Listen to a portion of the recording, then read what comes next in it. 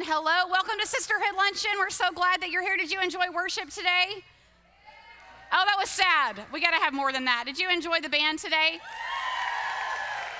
They do a great job. So if anyone else is coming in, just so you know, in the back, we've got some tables, some seating open on this side of the room. Feel free that whenever we start lunch, if you have like 2 people at your table and you see a table has open spots, like move together so you can get to know some people today.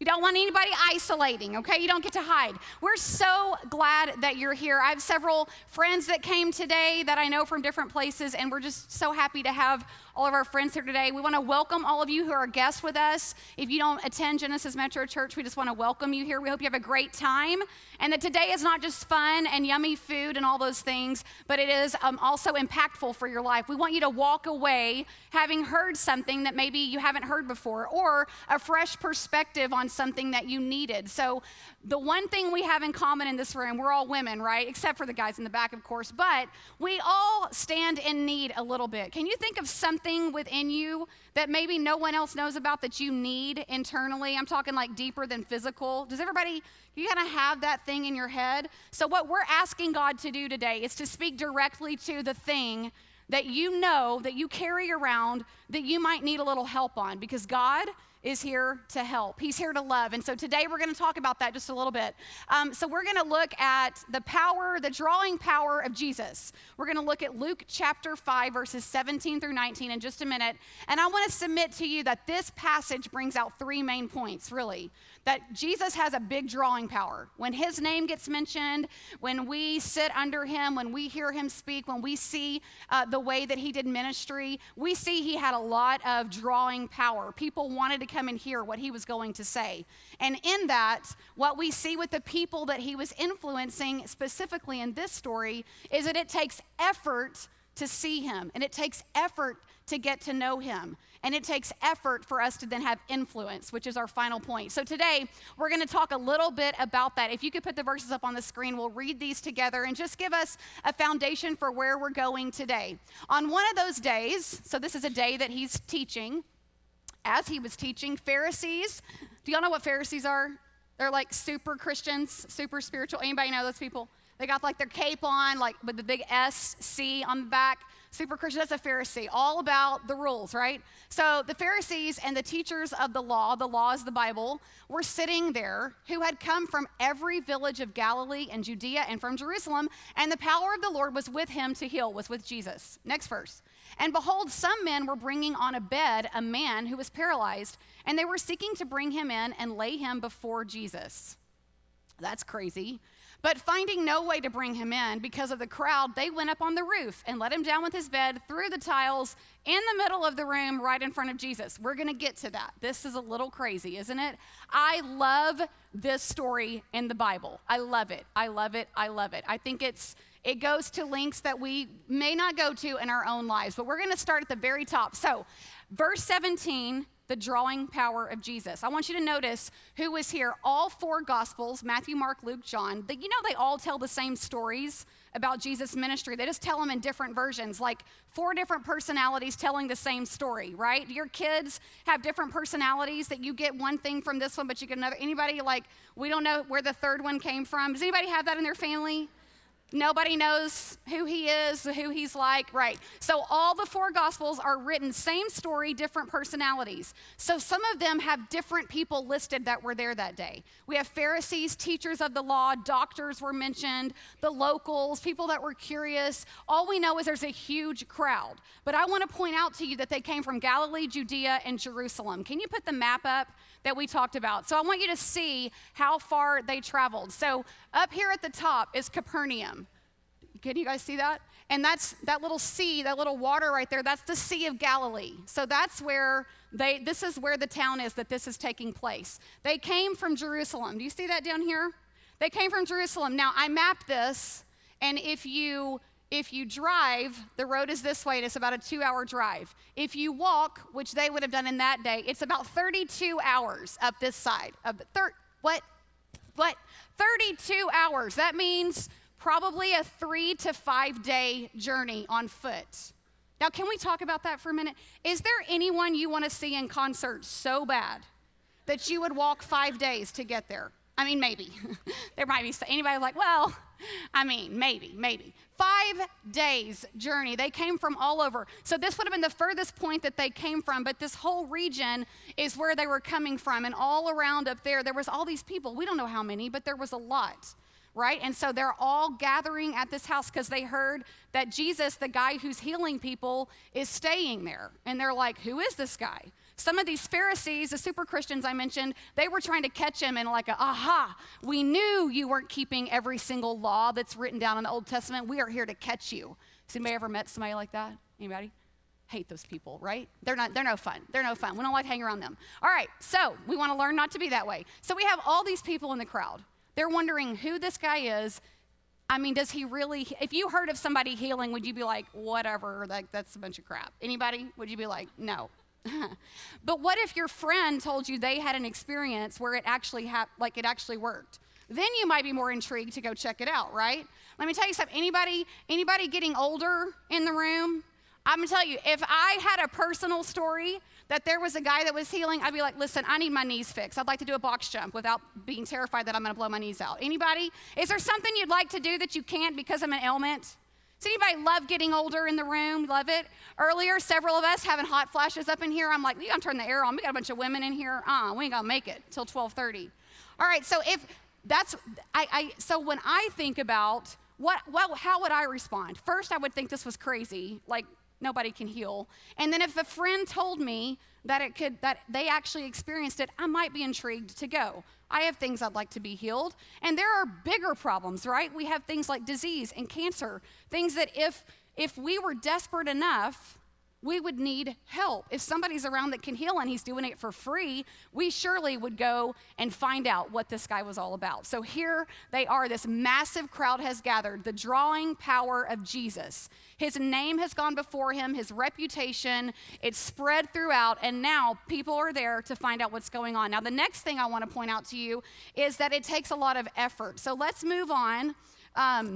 One of the things that I did see this week before we go on is as I went to have lunch with my 9-year-old this week at school, and Becky Hood, where are you at? She's his teacher, and he just loves her, just loves Becky, and Mrs. Hood. And so I went, and it struck me, because I was studying this passage, it struck me as I walked in, little influencers. So I'm there to have lunch. We talked about me coming to lunch on Thursday, so I go in. I'm a little bit late, because, just am. What are you going to do? I'm also thinking I don't want to stand and watch him walk through the line. Right, that takes like 8 minutes. I'll just get there when he's sitting down. So I walk in like 12:38, which he's like, I walk in, and normally 5 to 6 kids at a table, normally, right? About 5 or 6 kids around the table. And sometimes they have assigned seats because little jack wagons, they can't behave at lunch. They're all crazy. So I walk in, there's like 12 people at his table. And he has all of their attention. He's talking. They're all looking at him.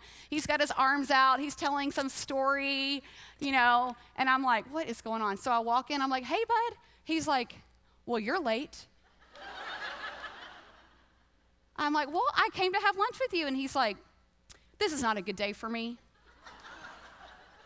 I have all my friends here who paid to sit with me. That's what he said. I don't even know what that means. Newman bucks. I don't know. School cash. They paid to sit with me. Can you come back another day? Like, oh, okay. It's fine. It's fine. I just broke my neck to get here. It's fine. It's no problem. It's no big deal. But I came home and told Tim, we were talking about it later, and I said, what a little influencer. He's working the table. I don't know what he was telling them, but it cracked me up. And I thought to myself, here's all these kids. This is what Jesus does, right? Not that I'm comparing Silas to Jesus. Please don't make that. Lord knows he's not. Lord knows he's not. But you see the influence, right? Some of us have that natural ability to influence people. I want to ask you, though, if you put your influence in the hand of Jesus, how much more could he give you? How much more could he give you if you're natural at it? But maybe some of you aren't, and you want to be, and today we're going to talk about that. So when we think about the power that Jesus had to draw people's attention, keep that in the back of your mind as we go on. So the next one is the effort that it takes to get to Jesus or see Jesus. These friends are here, and they have gone to great lengths to get where they need to be. So the first thing I want you to see is that there's 4 friends. If you can put, I think it's verse 18 back up. These 4 friends are coming with their friend who's on a mat, paralyzed, right? There it is. So here they come, bringing a bed. We don't know. Do you have a lot of questions when you read things like that in the Bible? You're like, listen, I need to know how he got paralyzed, where it took place, where was he paralyzed? Arms, legs, waist down, neck down? I don't know. Does he have function? Like, I have a lot of questions. I also want to know, how long has he been paralyzed? How far did they travel? Were they like next door, next town, Jerusalem? Where'd they go? Where are they? We don't know. I have a lot of questions. Like women, you ever feel like your husband's like, hey, can you stop asking me so many questions? I love when Tim and I have like a personality assessment. We do those every few years, and we'll compare, and we're very opposite. And his will say, does not like excessive use of adjectives. And mine says, loves adjectives. And so we might conflict on that every now and then. When he zones out and I'm like, you're not listening.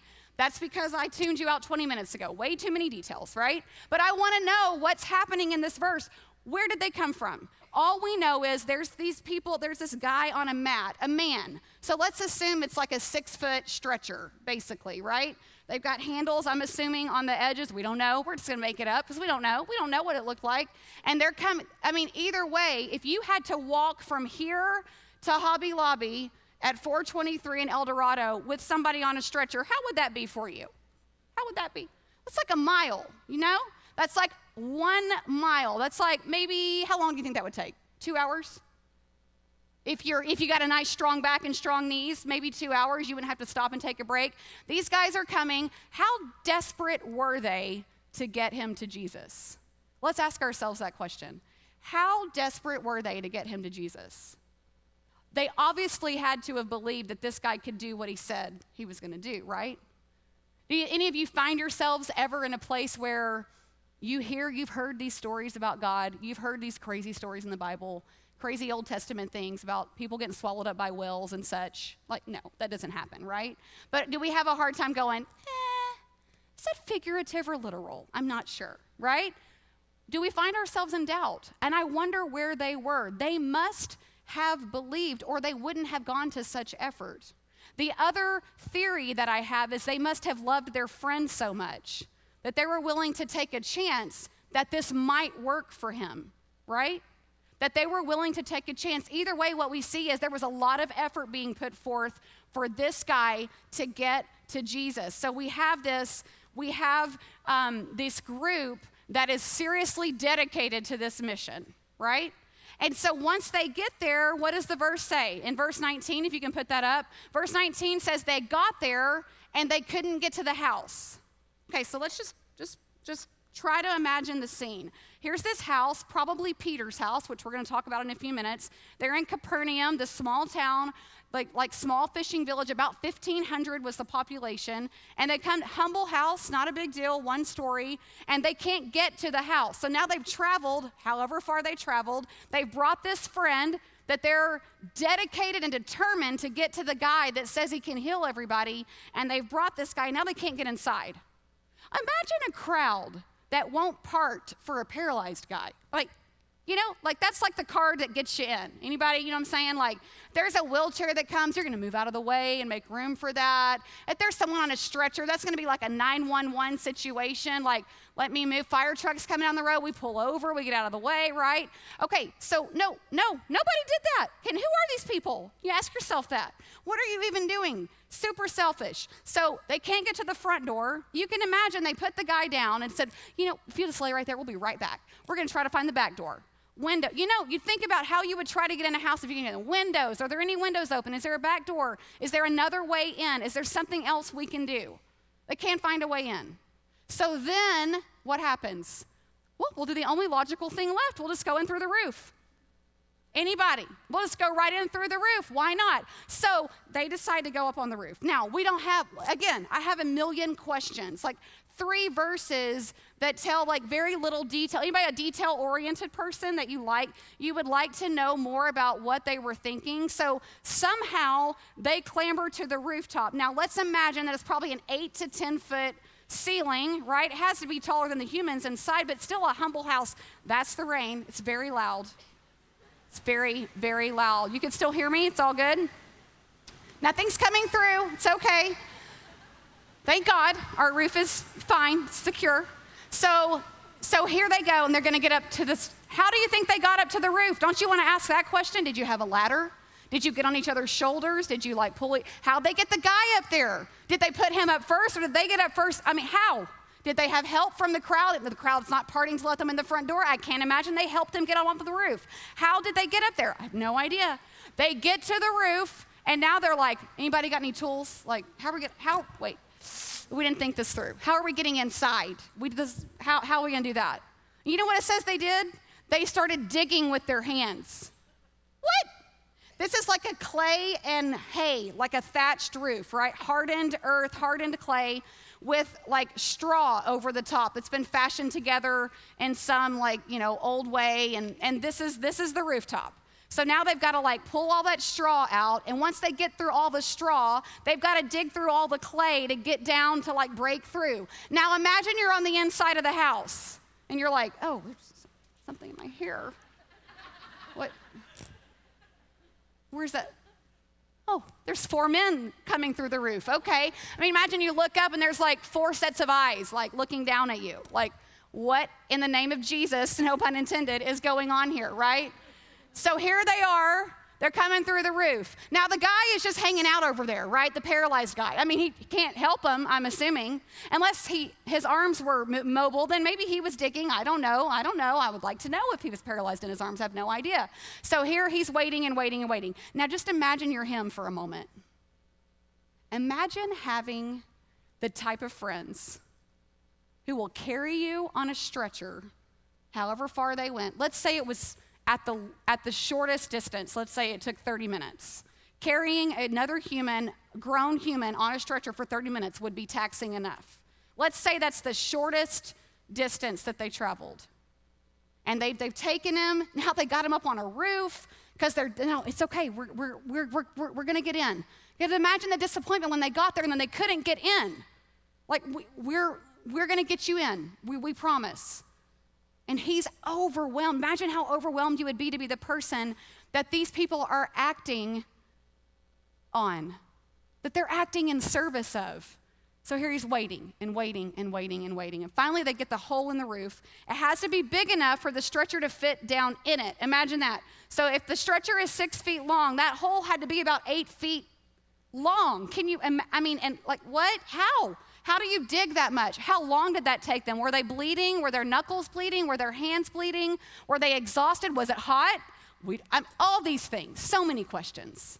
But they get this hole dug, and now they got to lower the guy down ever so gently, or the paralyzed guy is going to fall on the floor. That would have been a disaster, right? Now they've got to like be super gentle. Does anybody have anybody in your house that's not gentle, that just like clambers through the house like an elephant, slamming cabinets? My middle son is like literally a tornado through the house. And he walks around upstairs and it's like, and you feel like, oh my gosh, what are you doing? Oh, I'm just walking. Well, stop walking or walk gentler. Every time they walk in the kitchen and make themselves something to eat, it's like slam the microwave, slam the cabinet, slam this, right? Anybody? I can just imagine if these personalities were that way, well, they got to chill out. I mean, imagine the learning curve of lowering this mat down. Like, hey, man, on the left corner there, can you slow down a little bit? Yeah, the rest of us are trying to go slow. They got to go slow and lower this guy down. Now, imagine the whole rest of the room on the inside. Let's go back to that scene. They're all waiting.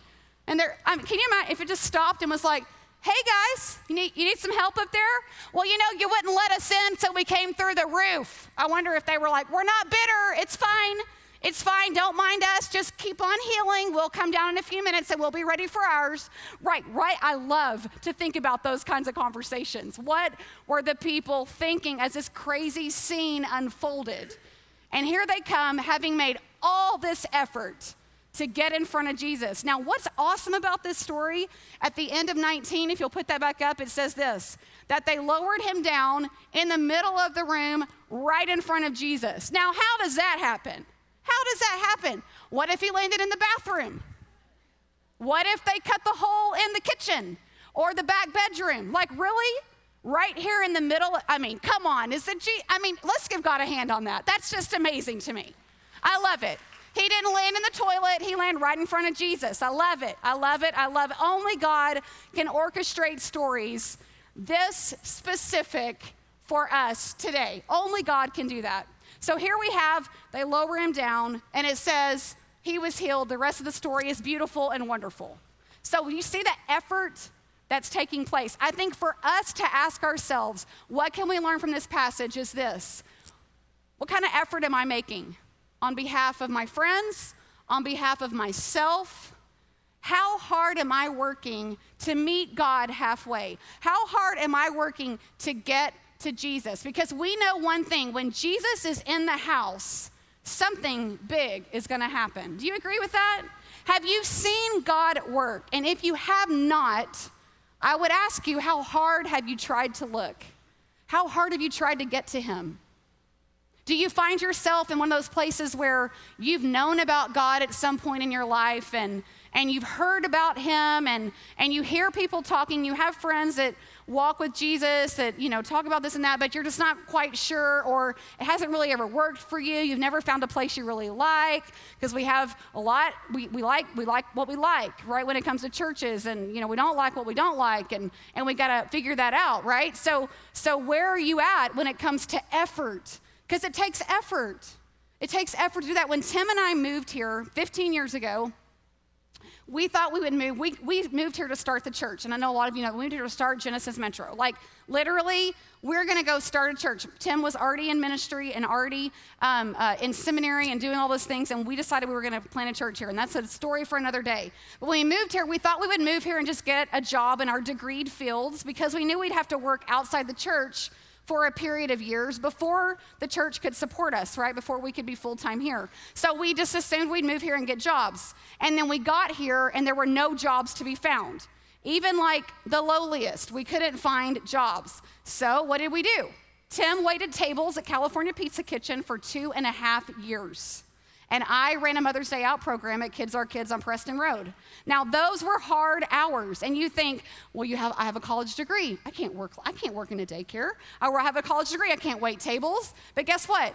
This was worth it to us. It took effort for us to get through those years where we had nothing to think. We had a dream and an idea of what church could be like, and we really felt like God had called us to do it. So how bad did we want it? How much were we willing to work and kind of like get through those rough years? I mean, Tim basically didn't see Titus for the first 2 years of his life. That's my 14-year-old, because he was working constantly, like literally working like 10 to midnight, 5 days a week. Gone. I know a lot of you have husbands that travel, and that is hard, right?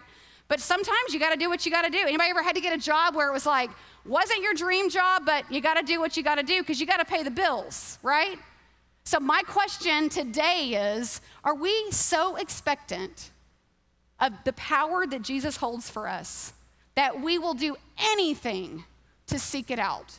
We will do anything to get our people there. We will do anything for the healing touch of Jesus to come on our lives. Where are you at on that spectrum? Do you believe that when Jesus is in the house, something big is going to happen? I think for us today, that is a great question for us to hold on to. Let's talk about the last thing, the influence for Jesus. Now, this is cool stuff. So I mentioned earlier, this was Peter's house, right? So historians and Bible scholars agree this was likely Peter's house, because what we know is that Jesus operated his ministry out of Jesus' house when he was in Capernaum, which you saw on the map earlier.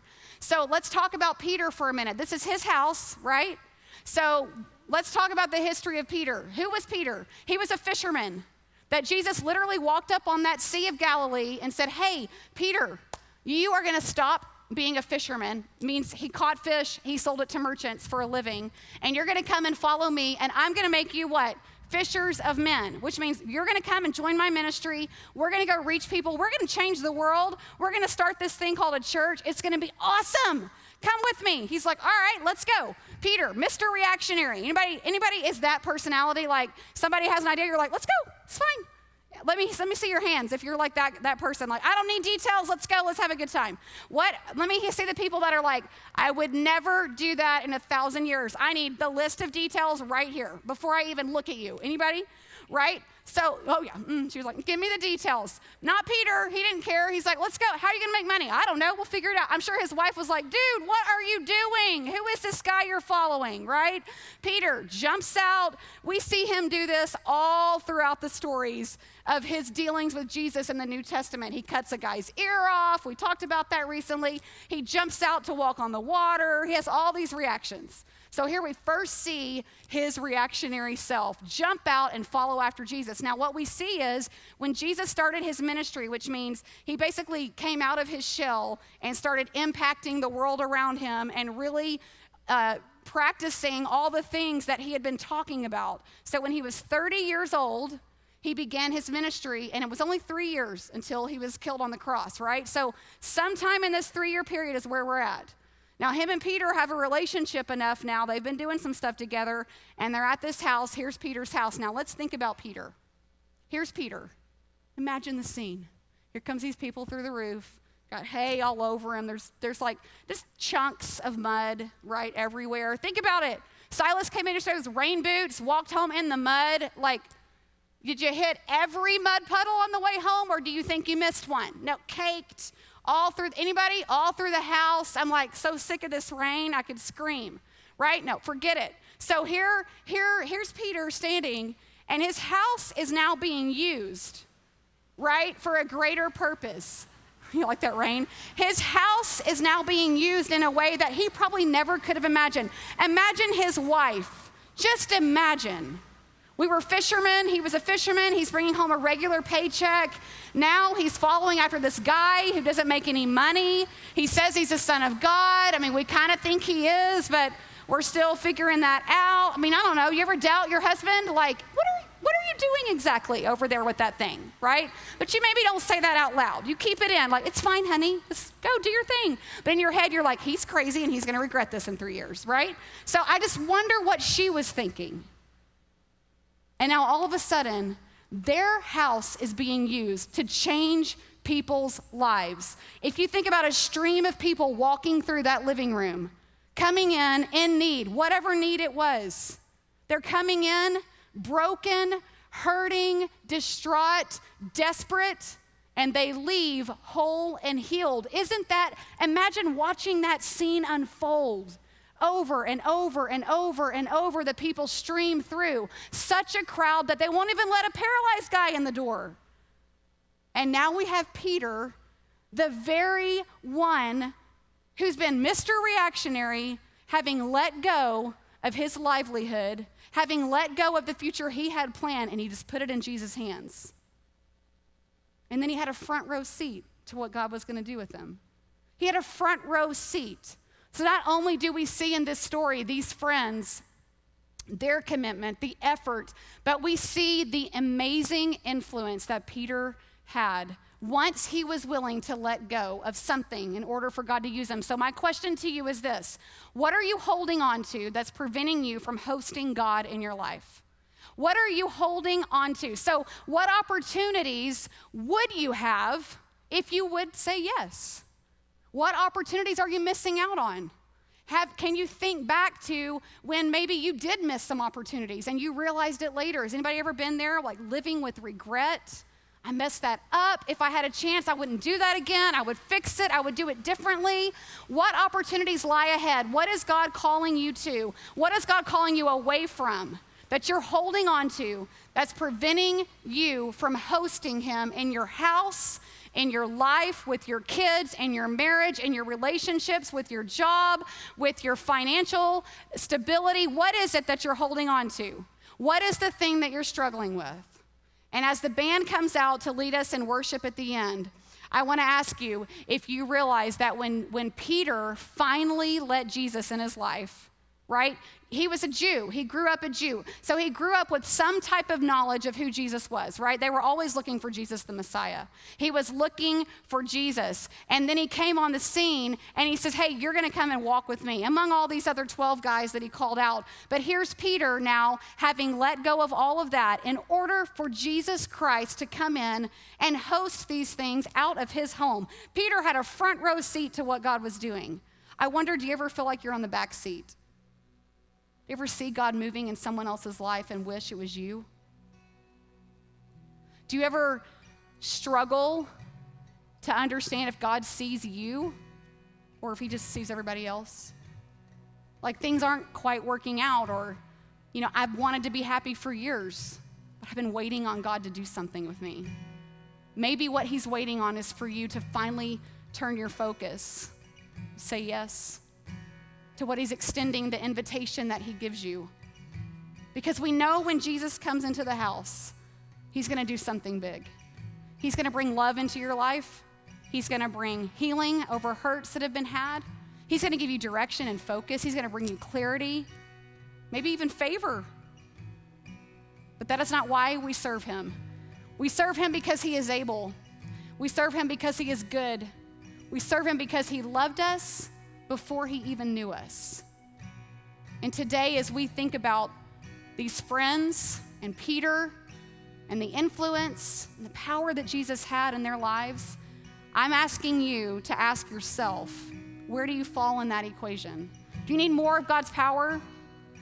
Does he need to have more influence in your life? Do you need to make more effort in your spiritual walk and not just live your daily life, but make some effort spiritually to know who God is, to invite him into the inner workings of your daily life? Or is it all compartmentalized for you? Where are you at on that? We got to ask ourselves these questions. If we can't get ahead and we can't get through it, something's broken in the process, right? So let's ask God today to move and work. And I hope that today what you'll do is take some of this and really think through it. And I know today, maybe right here, it's too much information. But if it's not too much information, if it's starting to make sense to you, all you have to do in order to reach out and invite Jesus into your life is do just that. I want to ask you to close your eyes, and we're going to pray for a moment as we kind of wrap up. The band's going to lead us in some worship in a minute, but I just want to lead us in a prayer today. We're going to go on and have a lot of laughs and a lot of fun for the rest of the time, the next 2 hours that you're here today. We've got a lot of fun stuff planned. But right now, what we want is we want to invite God into this space. God, we want to ask that you would begin to stir in us what you want for this next year in our lives. God, as a sisterhood, as a group of women, as guests that are here with us today, are kind of checking things out or wondering who you are, and are you really who you say you are? Can you really heal? God, today we ask for you to make yourself known, that we're all here because we're interested in the God thing. We're just a little bit interested in what Jesus is doing, or maybe we're so deeply invested in our faith we wouldn't miss anything. But God, right now, I'm going to ask you to speak to those specifically in the room who are trying to figure you out. And I'm going to ask you to impress on their hearts that you love them, that you gave your life, the ultimate sacrifice for them, and that you intend to see your promises through. And if you're sitting in the room today and I've just described you, I'm going to tell you all you have to do is ask him. God, we know that without you, we are nothing and we have nothing, and everything in our hands is limited. And with you, God, we could live a limitless life. We could be an influencer for you. We could influence our children and our families and our communities and our neighborhoods and our workspace. But we know we have to invite you, God. I pray that you would do that. And in that you would take my heart and you would change it. You would start little by little every day, changing one little piece at a time that needs more of you. More peace, less anxiety, less stress, more focus. God, we give our burdens to you. We give our problems to you, our stresses.